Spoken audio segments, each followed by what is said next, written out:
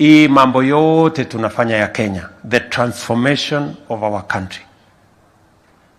I want to promise the people of Kenya that the transformation of our country is not going to be delayed, is not going to be derailed, is not going to be sabotaged by incompetence of leaders or vested interests of people who want Kenya to be status quo, the beneficiaries of what is going on, or is not going to be damaged by corruption. We are going to be firm, we are going to be clear, we are going to be decisive.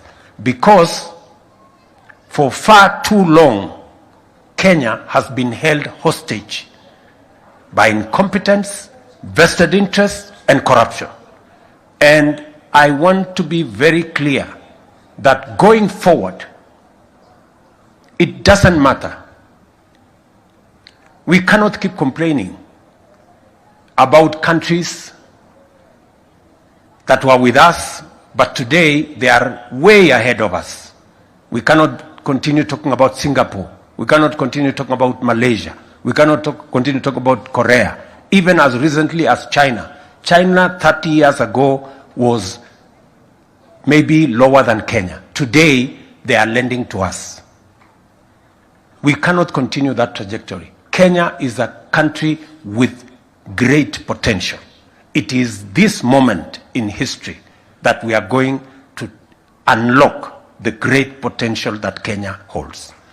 And we are going to make the necessary decisions to provide the necessary leadership for Kenya to move forward.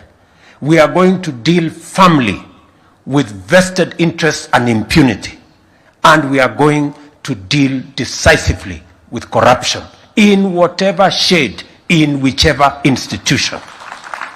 So nobody should threaten us. Nobody should blackmail Kenya anymore. We want to move the country forward, and we are going to ensure that Kenya moves forward. We are at a place where we have to make a decision. Statistics are there to show us. When Kibaki left office, tax as a percentage of GDP was 23%. By 2022, tax as a percentage of GDP was 14%. It had come down from 23% tax as a percentage of GDP to 14% tax as a percentage of GDP. And that is why we sank into debt. Because we do not want to do what other countries did. We do not want to do what Kibaki taught us that we should do. Kibaki alituambia kulipa ushuru ni kujitegemea. Na mimi naongezea kukopa na madeni ni kujiingiza kwa utumwa. So we have to make a decision. Do we want to be independent or do we want to be slaves? Because a choice is there. Wacha nirudie. Kibaki alituambia kulipa ushuru ni kujitegemea.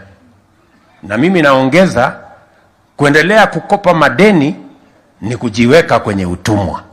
So we are not going to be slaves. Hatuwezi kujiweka kwenye utumwa, tutalipa ushuru ndio tuweze kujitegemea na kutetea uhuru wetu kama watu wa Kenya. We must tell each other the truth. We cannot continue to take the country in the wrong direction. So mimi nawashukuru sana. Mjue tunawapenda sana. Mambo yale mengine yote tumepanga na tutahakikisha kwamba Kenya inabadilika. Affordable housing tunakuja kuanzisha